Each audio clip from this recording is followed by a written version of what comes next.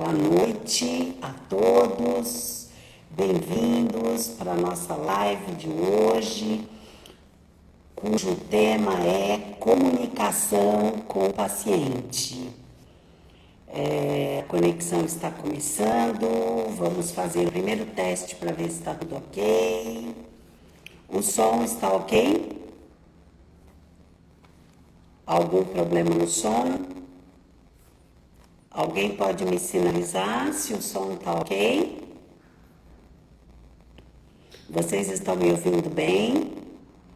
Está sem chiado, sem ruídos? Manu, você que entrou, me sinaliza como está o som. Se não estiver bom, está com ruído. Manu, está com ruído para você? Ok, é esse fone novo que não está funcionando. Tiramos o fone e agora o som melhorou, ok? Vocês estão ouvindo melhor agora? Penso que sim. O tema da live de hoje é comunicação com o paciente. Um minuto que eu vou... Ok. Melhorou? Perfeito. Professor Paulo Marcondes, professor doutor, já pediu para entrar e já está aqui conosco. Ok.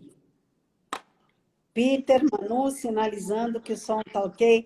Paulo! Oiê, tudo bom? Não precisa me chamar de doutor Paulo Marcondes, por favor.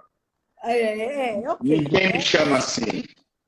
Então, ninguém também me chama assim, mas é só uma questão de apontar que você é um professor, doutor, ok? Como está você? Que bom, bom Tô demais te tranquilo. ver. Tranquilo, ansioso. Isso aqui dá uma ansiedade. Isso aqui dá uma ansiedade, né, gente?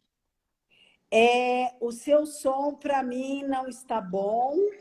Não. Não, eu acabei de tirar o meu AirPod porque estava dando um ruído muito ruim. Às vezes fica legal, às vezes fica pesado, não sei. Sei lá Tá. o que está acontecendo. Veja se tá bom, senão eu troco de microfone. Ah, Não tá tá com bom, ruído. né? Não, tá Tá com com ruído. ruído. Então espera Experimenta só um tirar o pouquinho. fone de ouvido para a gente testar. Como assim? Tirar. Tirar os dois. Tirar. Não, mas daí, peraí, que daí eu tenho que trocar. Não, Só um eu instantinho. tô te ouvindo Só um legal. instantinho. Tá bom, eu te espero.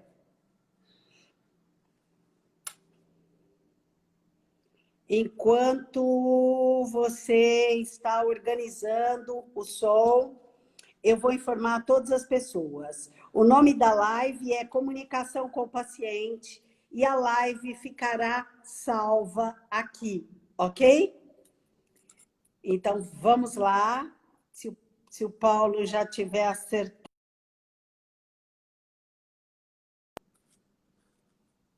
Ele saiu, acho que ele está acertando o fone dele, tá? Enquanto isso, deixa eu ver se eu consigo registrar o nome da live aqui. Porque acho que eu nunca consigo. Deixa eu ver. Perguntas. Não, não é perguntas.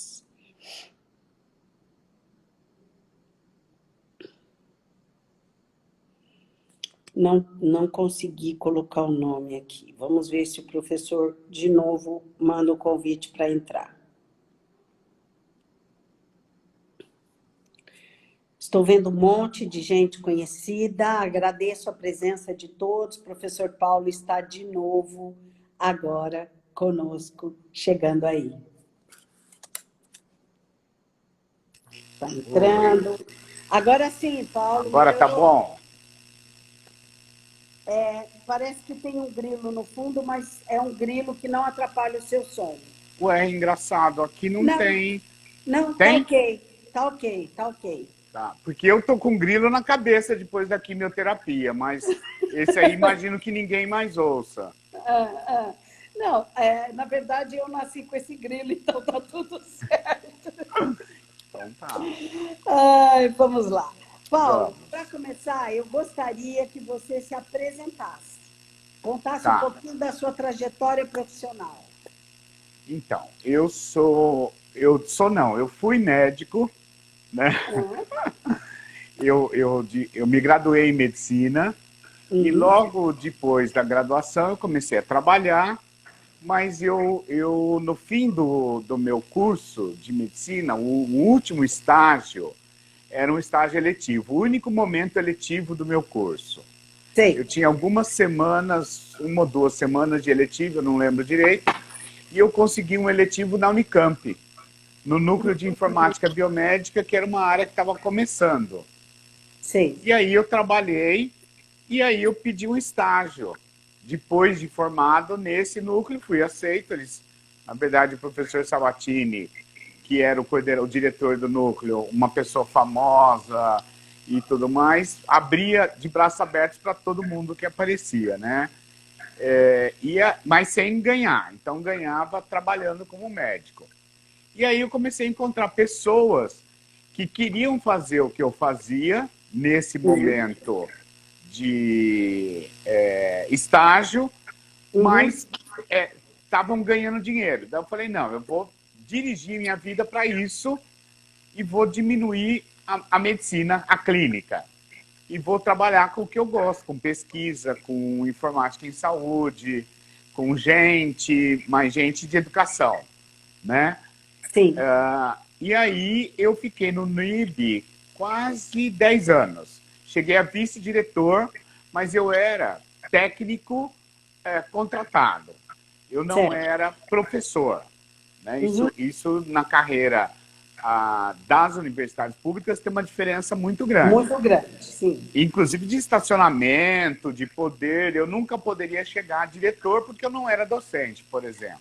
Era Né? funcionário, né? Eu era funcionário, eu entrei como técnico de ensino e pesquisa Uhum. e na época que eu saí eu era técnico pesquisador. Era uma carreira que eu nem sei se tem ainda na Unicamp, mas eu era contratado para fazer pesquisa, o que era bastante interessante. Mas Sim. dava aula na graduação, na pós-graduação, uma série de coisas. E eu acabei prestando um concurso na Faculdade de Medicina de Marília, na FAMEMA, que era estadual, Uhum. só que também CLT, né? Tá. E lá tem uma série de problemas administrativos, então eu trabalhei quase 20 anos na FAMEMA como CLT. Participei de toda a mudança curricular, né? Que começou em Certo. 97, eu fui em 96, eu fui um ano antes, peguei o finzinho do ensino tradicional lá, e participei. Eu fui contratado exatamente para trazer a informática em saúde para dentro do currículo, que era uma área estratégica, e eu acabei entrando, mas o meu trabalho na Unicamp já tinha a ver com educação. O uso Certo. do Entendi. computador como ferramenta de ensino. Uhum. Então, eu já trabalhava as 3 áreas, né, na tríplice Tá. fronteira que eu chamo. Né, educação, saúde e tecnologia de informação. E Certo. aí eu fiz uma série de coisas na FAMEMA, inclusive gerenciei residência de medicina de família e comunidade, de saúde da família, multiprofissional, curso de especialização, ProMed, ProSaúde, PET, fui professor de PET, uma série de coisas. E aí eu resolvi que eu iria construir a minha aposentadoria. E Ah, na época eu era da CAMEM, a Comissão de Avaliação das Escolas Médicas do MEC, e acompanhava a instalação dos cursos novos no Brasil. E abriu um curso na Federal de Santa Catarina, na praia, em Araranguá. Falei, sim. tá bom, né? Vou me aposentar, vou morar na praia, É um Federal, lugar legal. é um lugar legal, né? Bom, prestei concurso, passei, desisti da FAMEMA, né? Eu sempre corto, né, o anterior, o pé numa canoa, né? Uhum. E aí fui para a Federal, o curso não estava estabelecido, não existia, a gente criou, né, fez o Uhum. projeto pedagógico, fez uma série de coisas lá na universidade, e um dia eu recebo um telefonema se eu não queria vir aqui para Belo Horizonte, que é onde eu moro hoje, conversar, né? E era uma possibilidade de contratação num grupo educacional que na época tinha 6 faculdades de medicina, chamava NRE, né? E eles acabaram me convencendo a vir para cá. E hoje o grupo chama-se AFIA, né? Porque ele fez aquisição aí de várias coisas, lançou ações da Nasdaq, e eu sou diretor executivo de medicina, e o grupo tem 14 escolas médicas, mais 7 da última edital do Mais Médicos que estão em implantação. Certo. E você faz coordenação, orientação pedagógica, qual é o seu... Faço. O meu papel é fazer as faculdades de medicina funcionarem de uma forma adequada, da melhor forma possível, né? A nossa meta é formar os melhores médicos, então a nossa meta acadêmica é fazer que a faculdade funcione da melhor forma possível. Então, trazer métodos ativos, trazer essa minha experiência de tecnologia de informação e comunicação e a questão do ensino aí para as áreas da saúde. Você falou da tríplice fronteira, né, Paulo?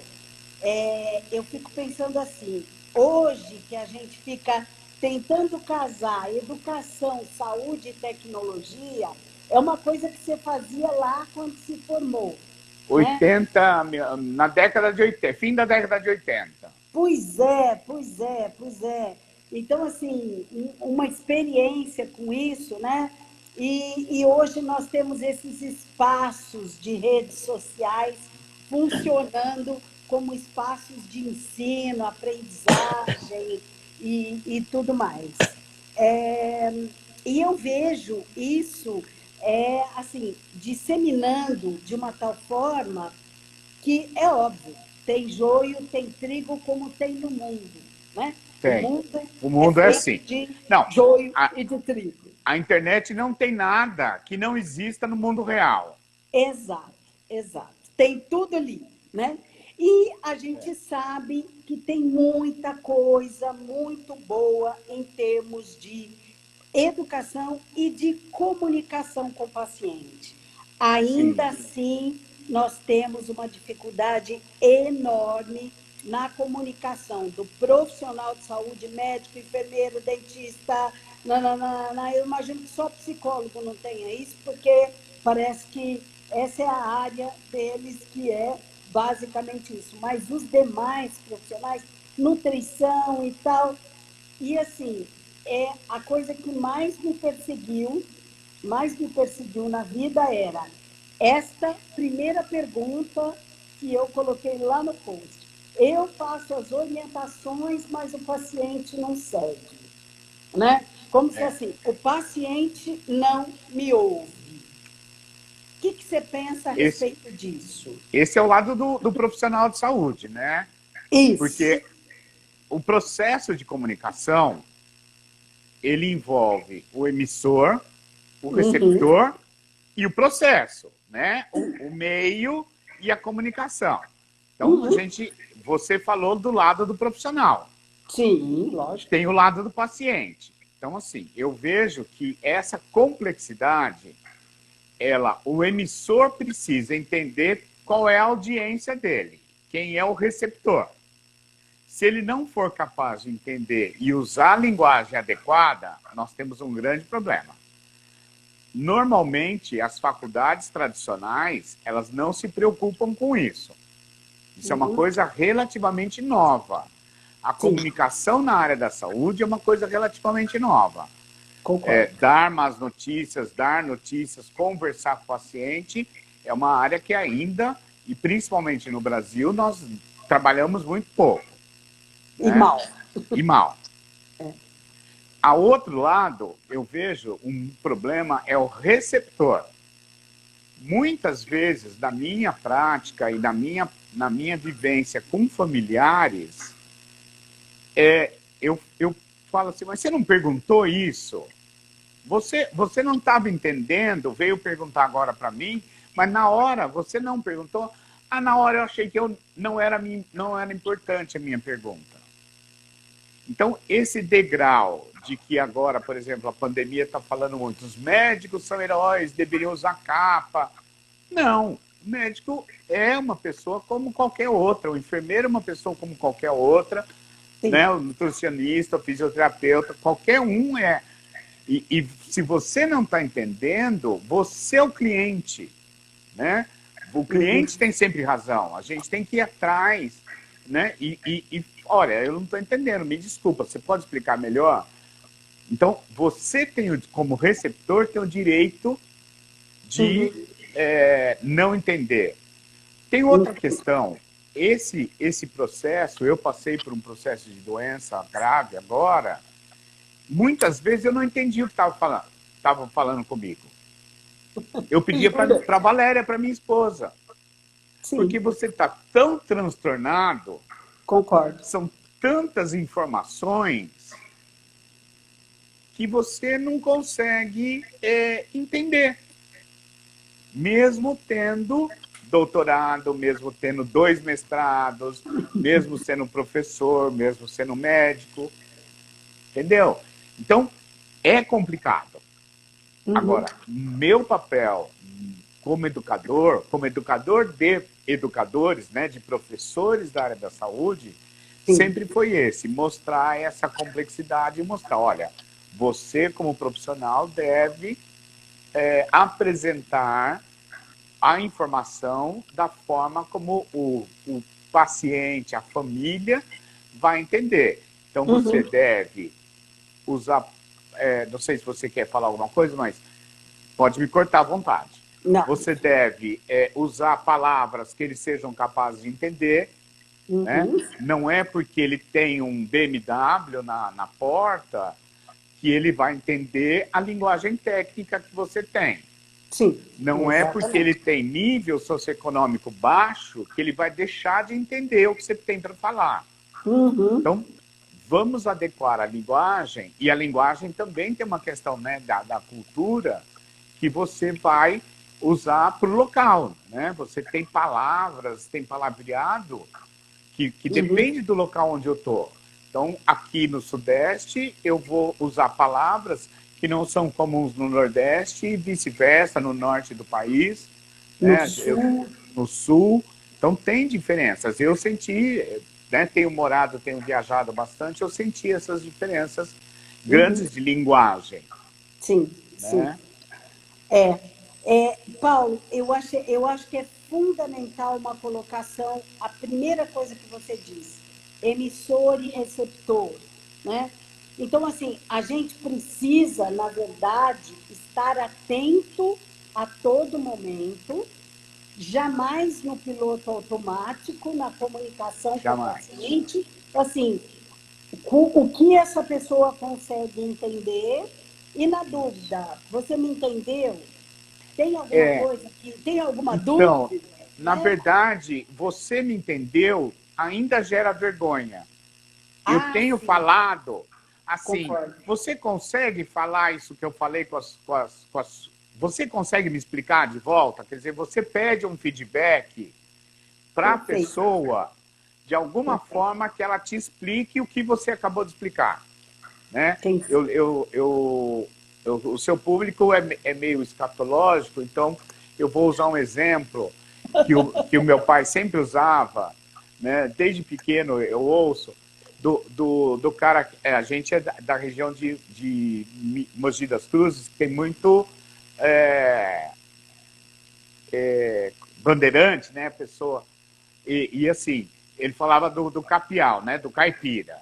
Então, o caipira foi ao médico e o médico explicou como é que deveria usar o remédio, etc. E o cara foi lá, saiu do consultório, falou para a esposa, né, ó, vamos comprar isso aqui. Daí chegou em casa com o remédio lá, não sabia usar e foi lá no médico de volta, né?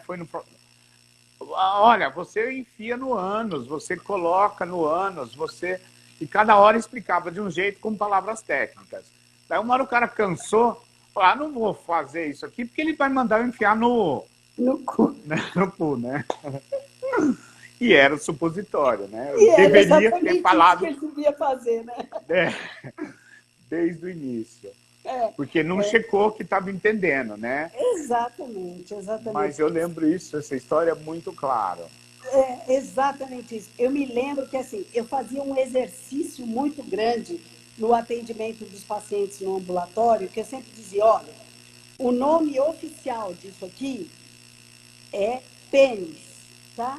Você pode chamar de, sei lá, isso, aquilo, e dava os exemplos.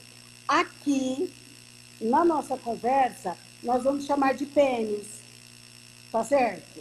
Ok? Então, assim, deixava claro que eu sei o que é. E ele É, também sabe o que é. Mas lá é um lugar que a gente vai usar esse nome. Entendeu? sim, Até porque é um espaço de trabalho. sim, sim. Não era um espaço, não era conversa de boteco. Não. Mas se Entendeu? você, Né? dependendo da situação, você explica uma coisa, você vai usar uma vez só, por exemplo, a palavra, Uhum, e ele não uhum. entende, você tem que checar se é importante também, né? Exatamente. Alguém está perguntando aí, usar o termo fui clara pode ajudar, né? Pode ser utilizado. É que assim, dependendo do quão inibida a pessoa está, ela É, tem vergonha de dizer assim, ah, senhor não foi claro, ou então eu é. não entendi. Tem gente que se sente muito intimidado de dizer Eu, isso. eu acho que sim. Diminuído, né? Cada vez que diz É. eu não entendi, as pessoas acham que isso é um problema, né? Então, eu acho que vai depender da construção que teve entre esse profissional na relação. Se a relação Sim. está muito desigual, então aí essa pessoa que está perguntando, Nila, né? Uhum. Ela deveria checar qual é o distanciamento que ela tem nessa relação. Se, por Sim. exemplo, eu fui ao médico recentemente e ele não saiu de trás da mesa dele. Ele já sabia que eu era médico, não saiu de trás. Eu já fui em Uhum. outros que eles vão me receber na porta. Uhum. É óbvio, se eu sou uma pessoa que já entro com medo, com receio, com distanciamento no consultório, quem ficou atrás da mesa, atrás do computador, aquela tela grandona ainda, né? Ele está muito mais distante, ele tem um desnível do que aquele que me recebeu na porta. Não precisa me cumprimentar por causa da pandemia nesse momento, não precisa tirar Sim, máscara, mas sim, recebe dando diminuindo esse distanciamento. sim, Aí sim, você já vai abrindo para a pessoa falar. Agora, exato. se eu sou aquele profissional que, o que você tem? Você fala, tô com dor, ele já te corta. É, Ele já, né, vai. Aí a pessoa vai ter menos ainda capacidade de entender o que está acontecendo e de se colocar. Então, acho que essa exatamente. construção da relação entre o profissional e o médico e sua família, né? Outra É, coisa que a gente aprendeu com a comunicação de más notícias. Se você vai comunicar má notícia, chama um familiar, né? Faça que um paciente permita a entrada de um familiar. Então, uhum, se eu uhum, vou fazer uma explicação complexa, longa, explicar para 2 pessoas, 3, pode ser melhor do que explicar para uma que está nervosa, que exato, está exato, ansiosa, exato. né? Perfeito isso. Você sabe que agora a gente acabou de explorar a terceira coisa que se ouve, que é eu não tive jeito de perguntar. É exatamente isso, né? Eu não tive jeito de perguntar. E uma E outra assim, coisa. tem uma coisa também que a gente não comentou, mas que eu, lembrando aí um pouco da área que você atua, que, tanto da questão da estomatologia, né, das feridas, e da questão mais, que eu brinco, escatológica, as pessoas têm vergonha, são áreas que as pessoas têm vergonha. Né? Muita. Então, além de tudo, eu acho que esse profissional, que deve ser uma parte das pessoas que estão nos assistindo, Uhum. ela tem que abrir um canal, talvez até com essa coisa da brincadeira, de deixar mais tranquila a conversa, para Mais a pessoa leve. poder para a pessoa poder perguntar coisas que são sensíveis, né? Que são Concordo, difíceis. concordo. Você falou que você teve uma experiência de doença, né? E eu também, nós tivemos também em família, não foi comigo, foi com minha filha, né? Pessoas que estão aqui sabem, né? E nós tivemos uma consulta com o médico que eu acho que foi uma atitude fenomenal, né? Óbvio, né? A minha filha tinha listado todas as coisas que ela gostaria de perguntar. Estava tudo organizadinho ali, né? O checklist dela de perguntas. E estava no checklist dela qual é que era o risco, a mortalidade daquele tipo de cirurgia ao qual ela ia se submeter e tal, não sei o quê. A conversa foi muito leve, foi sensacional, assim, foi uma conversa libertadora para a família toda, Que né? bom. Todos lá, foi uma conversa incrível e que a gente já tinha tido uma consulta, ela tinha tido uma consulta online, mas aquela foi uma coisa muito boa, muito libertadora. E aí ele, assim, de um jeito muito tranquilo, falou: mais alguma dúvida? Mais alguma coisa que você queira saber? Ela: não, tudo ok.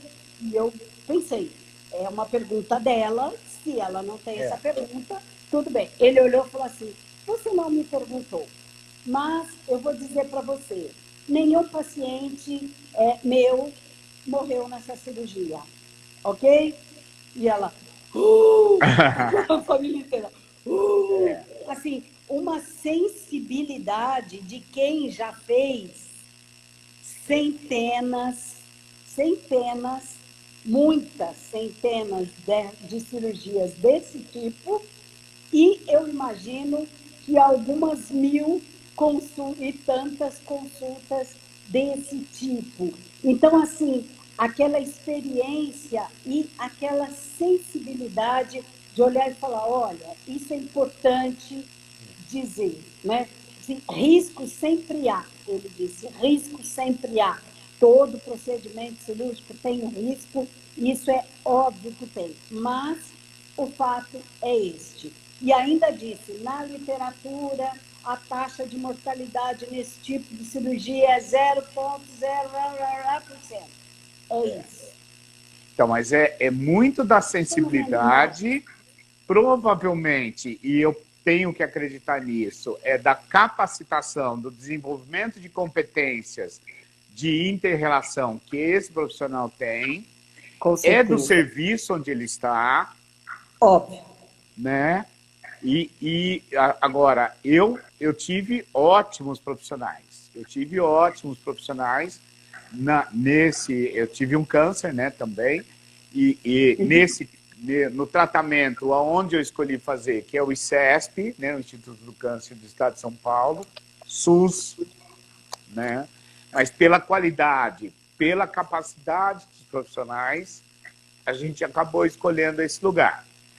Agora, você percebe a diferença de relação, primeiro, das categorias profissionais. É muito engraçado isso. Algumas categorias profissionais parece que tem mais facilidade. Para mim, número 1 foi a odontologia. Que incrível. Que incrível. Aonde eu senti um pouco mais de dificuldade de relação, nutrição.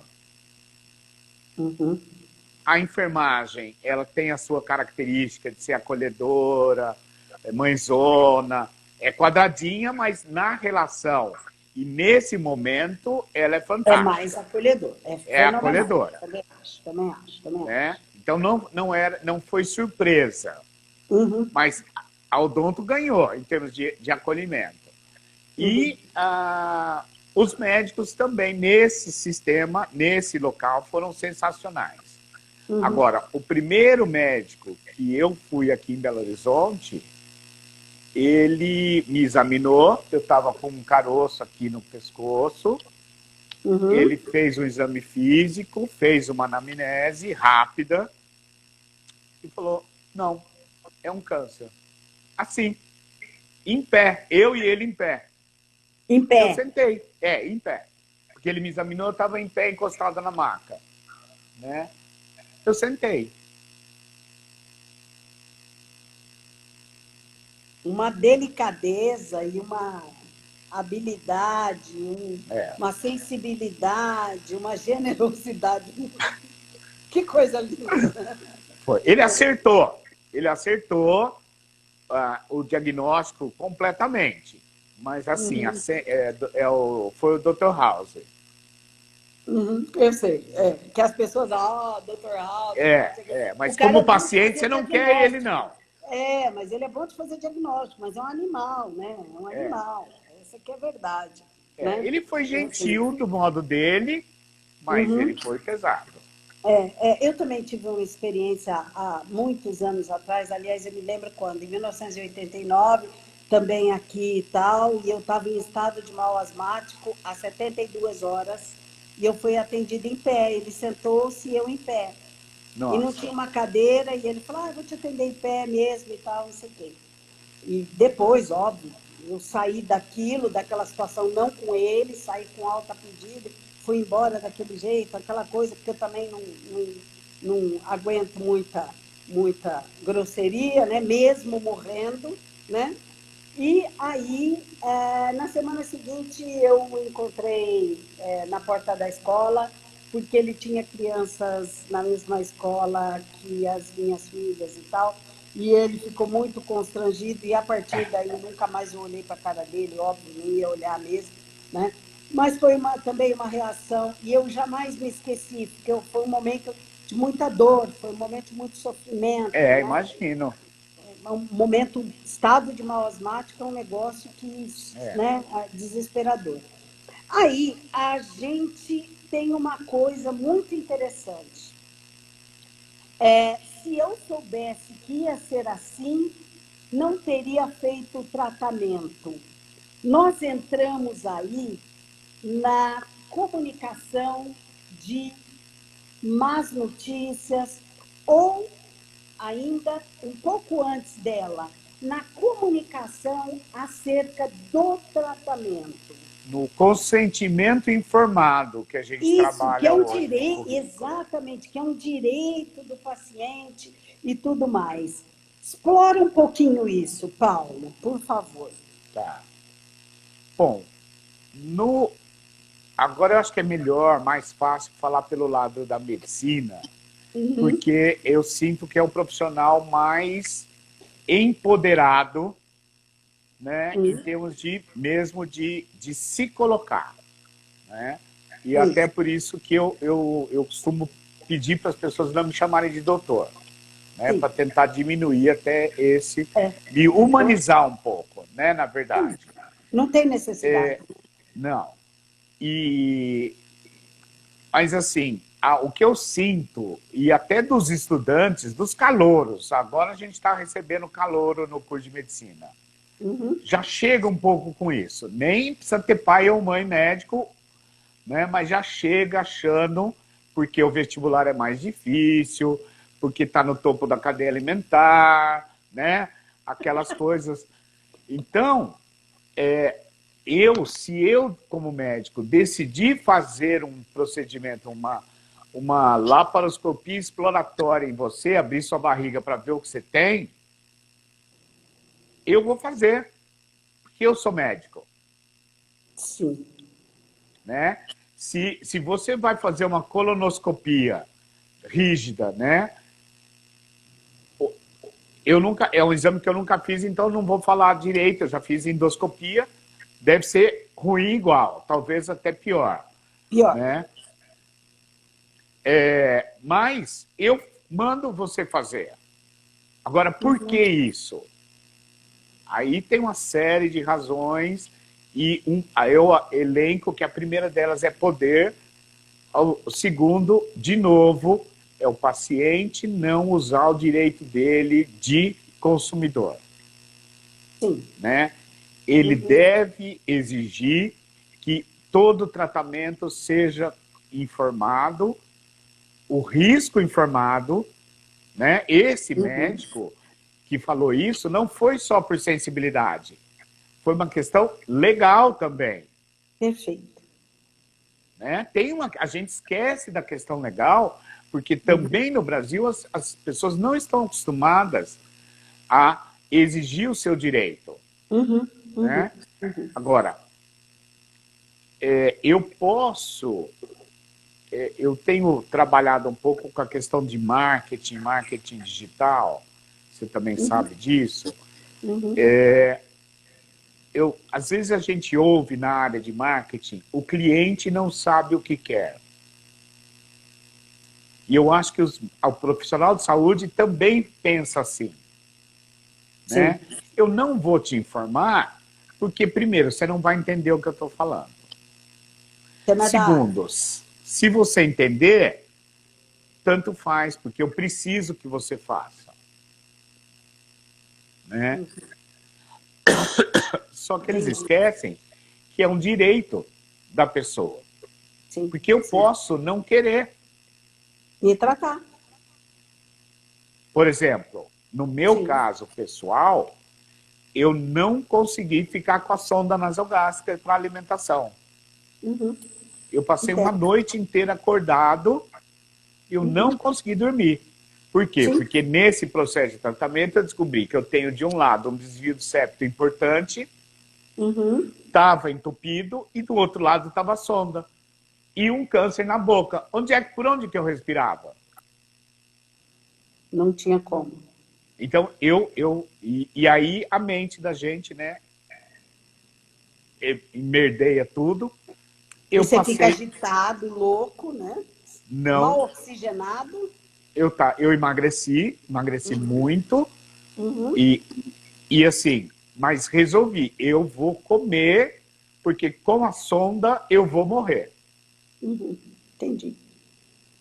Tentaram me convencer de todas as formas, mas a hora que eu falei, não, se vocês não tirarem, eu tiro.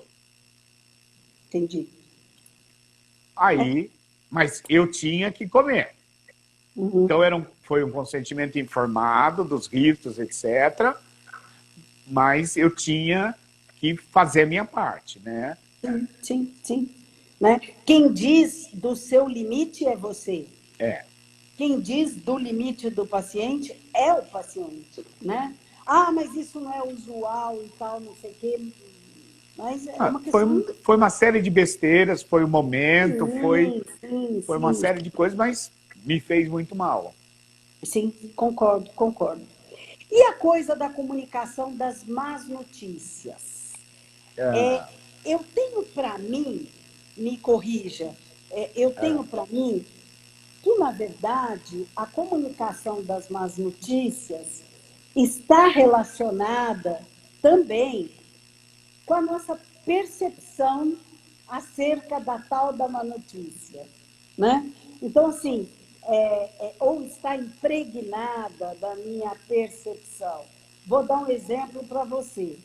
Eu tenho um orientando, inclusive, que é um cirurgião vascular, que está fazendo a dissertação de mestrado dele na capacitação de residentes para dar mais notícias, porque na área de cirurgia vascular, a notícia mais leve é: vamos ter que amputar, né?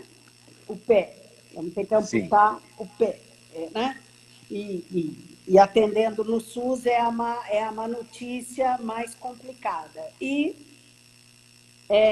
a questão básica qual é, no meu entendimento, qual é também a concepção que o profissional tem de uma vida de amputado ou de um processo de amputação. Então, assim, quão difícil para ele e intocado é o tema internamente, que dificulta essa coisa, essa clareza, né? Chegar nesse beabá, olha, é isso aqui, vai acontecer isso, tem possibilidade disso, não tem. Então, assim, explorar isso de uma maneira mais fluida, a minha percepção é que tem muito a ver com aquilo que a gente entende do processo ao qual a gente se refere. O que você pensa disso, Paulo?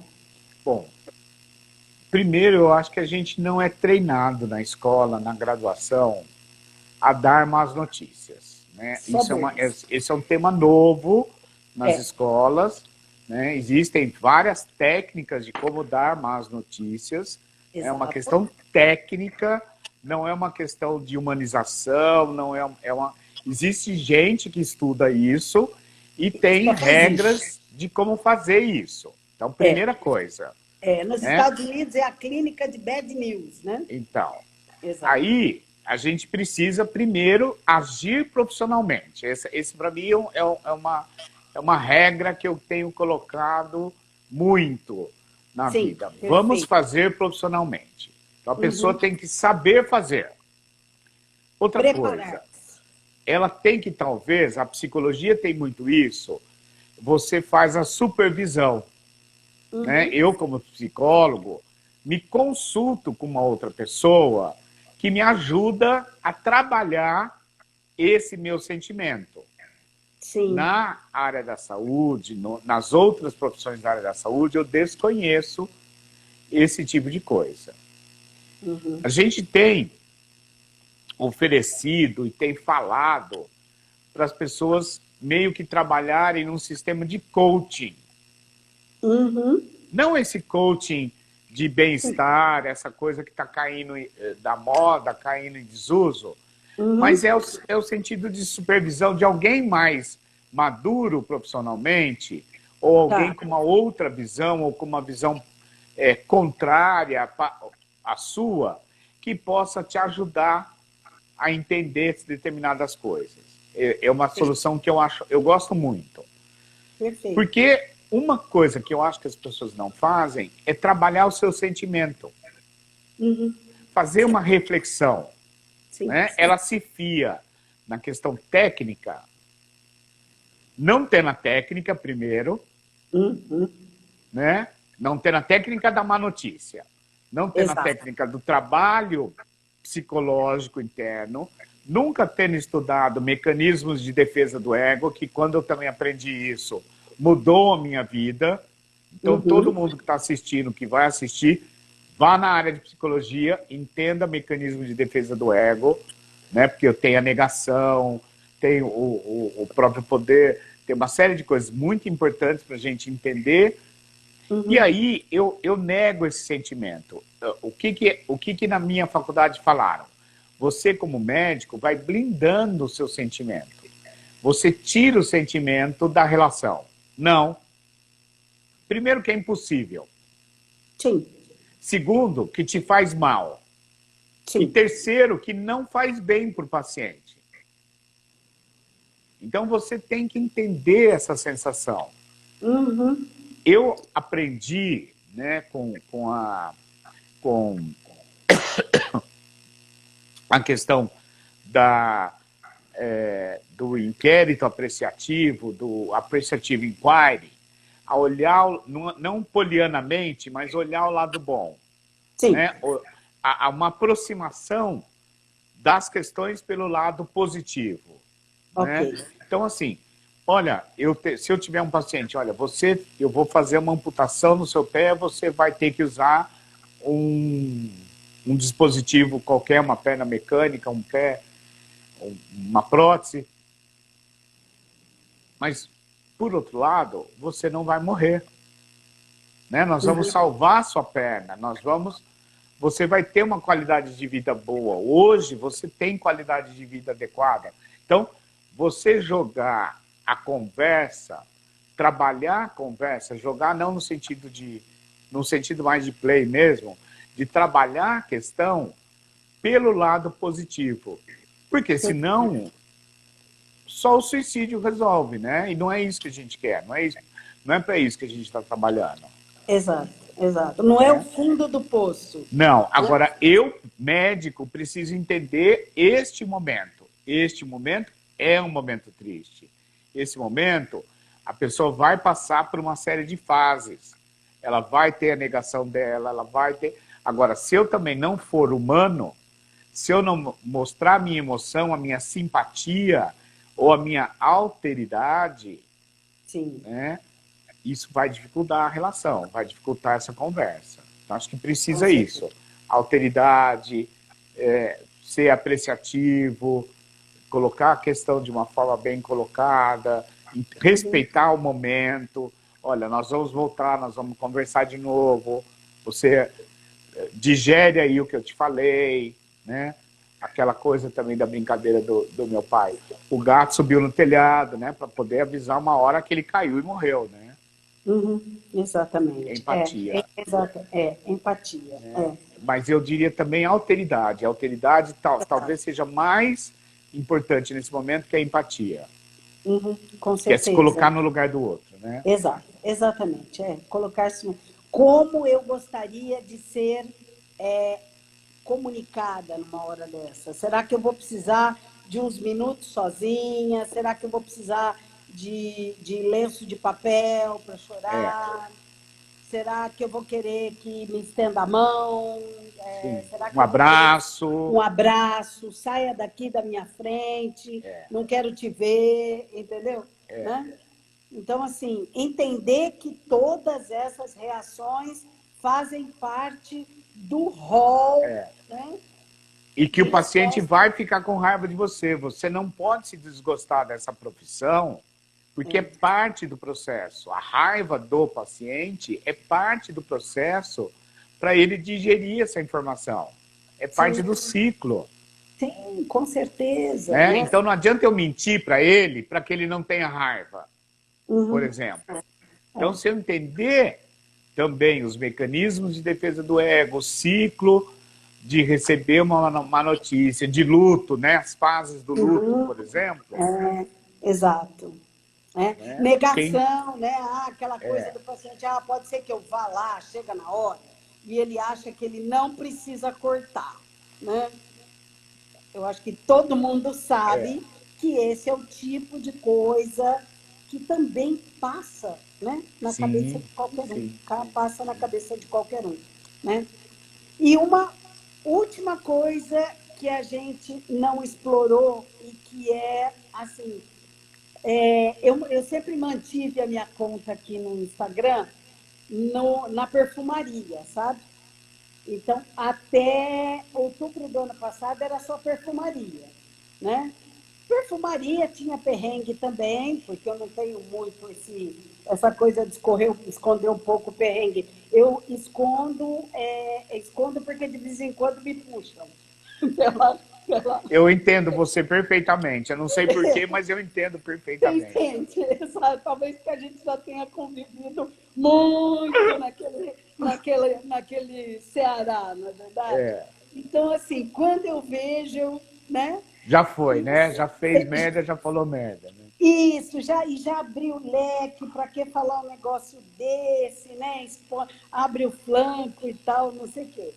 Mas eu comecei aqui dentro de uma campanha de uma ex-aluna, tal, que era eu sempre para fazer xixi, que era uma campanha do Instituto Fluir e tal. E o meu primeiro post, depois de me engajar na campanha, foi sobre linguagem. Então, quem está aí e andar 45 posts atrás, vai pegar um de linguagem, em que eu falei exatamente isso. Porque é uma coisa que eu sempre bati, né? Eu estava com estagiárias de enfermagem e elas falavam assim, como está a sua ingesta hídrica? Eu olhava e falava, primeiro que não é ingesta, é ingestão. Ingesta é neologismo, filha, acabou de inventar, essa palavra nem existe, e é feia, né? Mas, assim, ninguém sabe o que é ingestão hídrica. Tem você indigesta, tá né? Tem indigesta. Indigesta existe, indigesta. né?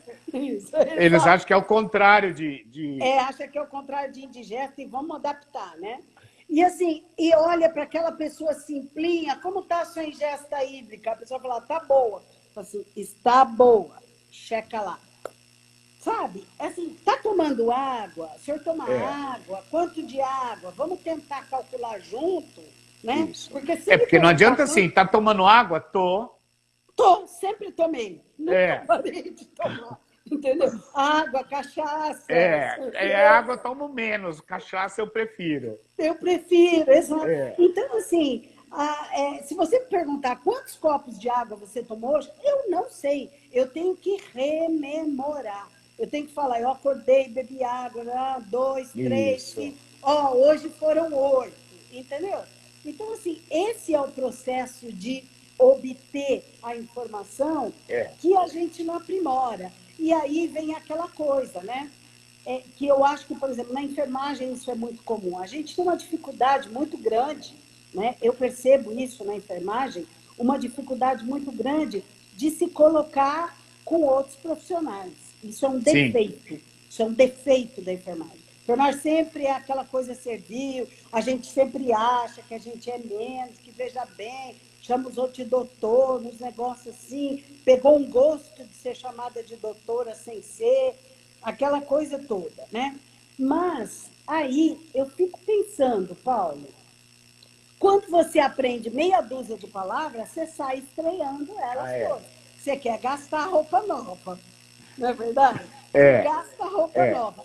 E vai gastar roupa nova com quem? Com o infeliz do paciente. Vai. Vai, né? Não vai gastar com o médico, não vai Não, não gastar vai com o gastar. dentista. Não, Não. porque esse aí pode correr o risco de aparecer a bunda, né? Isso, porque ele fala mais 3 diferentes que você É. não aprendeu essa semana e você está lenhada. Então, É. você vai gastar com quem? Com o paciente. Aí a gente faz aquela trajetória para chegar lá em cima e ficar bamba no palavrório. E E aí, a gente fica velha, como eu, velha no sentido de passar o tempo, né? O tempo está passando, né? E você olha e fala, o bacana é você conseguir falar a coisa certa com palavras simples. isso. Eu acho que é aquela coisa, menos é mais, né? É. Quanto mais simples, eu acho, mais refinado é. Com certeza. Com Mais certeza. requintado é o seu aprendizado, Eu né? acho mesmo isso. Você concorda? Plenamente. É Plenamente. um A capacidade de aprendizado. adaptação, ela é uma coisa que só pessoas inteligentes e maduras profissionalmente têm. Quem é novo não tem essa capacidade de adaptação. Quem é Sim, imaturo sim, e sim, quem é sim. mais, eu diria, simples, no sentido. Eu estou falando na questão técnica, até ele não tem essa capacidade de adaptação. Uhum, Ele não tem vivência, ele não tem uma série de coisas que a gente precisa para ter. E outra exato. coisa, eu não sei, eu tenho um pouco isso, acho que também faz tempo que eu tenho isso, mas sei lá, talvez signo, qualquer coisa assim, mas eu tô um pouco me lixando porque você acha de mim, Sim, entendeu? Eu tenho segurança de quem eu sou sim. e do que Uhum, eu não estou te dando.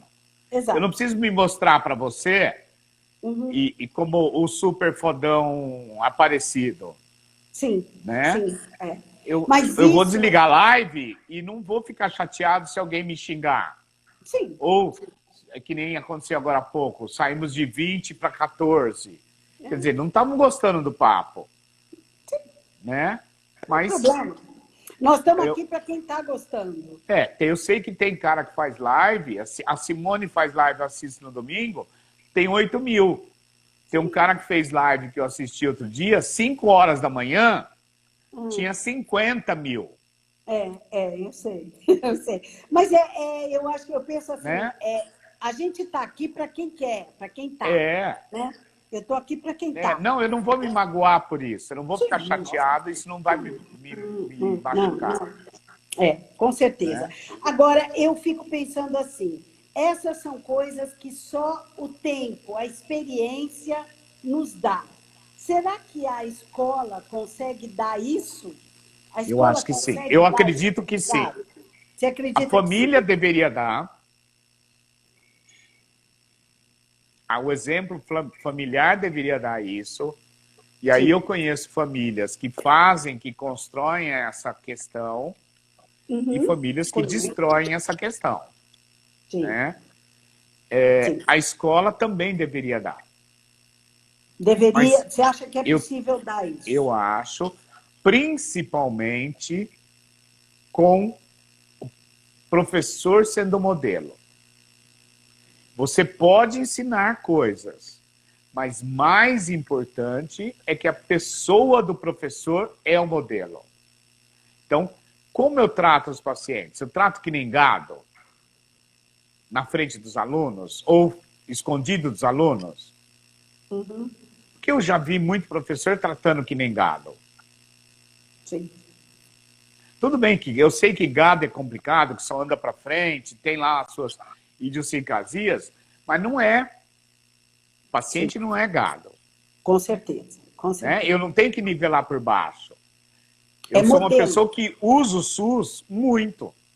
Uhum. Eu Sim, dou preferência. sim, com Até certeza. porque muitos dos serviços do SUS são os melhores. Com certeza. Não tem a Né? menor dúvida, né? Então, você precisa construir isso. E aí eu também acho que os pacientes têm o seu papel, têm a sua responsabilidade. Eles não podem aceitar esse tipo de tratamento. Eu já vi gente falando, peraí, mas o senhor não fez isso. E eu vi uma vez, a gente tinha um paciente simulado, um ator, que estava treinando um aluno nessa situação específica. Era um residente, uma residente, e o ator teve uma sacada tão boa naquele momento e devolveu para o residente. Mas a senhora está falando uma coisa, e aí devolveu e colocou ela no lugar dela. Uhum. Então, se os pacientes também exigirem esse papel, esse tratamento, esse respeito, eu acho que a gente vai criando, né? E aí pode denunciar no conselho, pode, né, fazer uma Tem série de várias coisas, mas vias. na relação, eu acho que já deveria ter isso. Concordo com você. O que nós, na verdade, entendemos é que é aquilo que você começou falando. Tem o papel do profissional e tem o papel, aquilo que deve ser feito pelo paciente, por aquele que está sendo atendido. Isso é fenomenal. Paulo, nós temos 3 minutos para poder salvar isso aqui, ficar tudo bonitinho e tal. Antes de mais nada, eu queria dizer para você o seguinte: eu vou fazer o convite em público mesmo. Não é a última, tá? Tá bom. Eu adorei, Eu adorei. também, eu fico Eu tenho muito entrevistado feliz. as pessoas agora, né? Eu sei. E agora eu fui entrevistado, então é diferente e é legal, não é ruim, não. Legal, legal. Assim, primeiro, é uma honra, né? Eu sou extremamente grata a você por ter aceitado o convite. Eu tenho uma memória incrível do curso do Farmer, do meu curso de especialização no Farmer, em que você foi meu professor, e lá as pessoas chamavam de facilitador, né? Que Eu fui foram facilitador, não dificultador, né? você Porque foi tem os seus... facilitador e você foi divertidíssimo, né? E aquilo tudo, aprender daquela forma divertida, lúdica. Eu tenho uma memória deliciosa, né? De tudo que eu aprendi. Eu, na verdade, Que bom. considero que me transformei em docente depois disso. Eu te agradeço muito, agradeço Eu as que pessoas que agradeço. estão aqui. Vai ficar gravado no IGTV e vamos combinar outra. Tá, eu vou baixar no YouTube também e colocar num canal que eu tenho. Beijo grande. Obrigado, obrigado, Obrigada, valeu. obrigada, Eu que tenho que obrigada. Obrigada a agradecer, todos vocês. porque na métrica do Instagram, você tem muito mais seguidores que eu. Você está me ajudando a ficar conhecido, né? Ah, Várias pessoas já me adicionaram da sua turma, dos seus que seguidores, legal. então eu que agradeço. Muito obrigada. Um Beijão. beijo grande. Tchau, Obrigado. tchau. Tchau, boa sorte.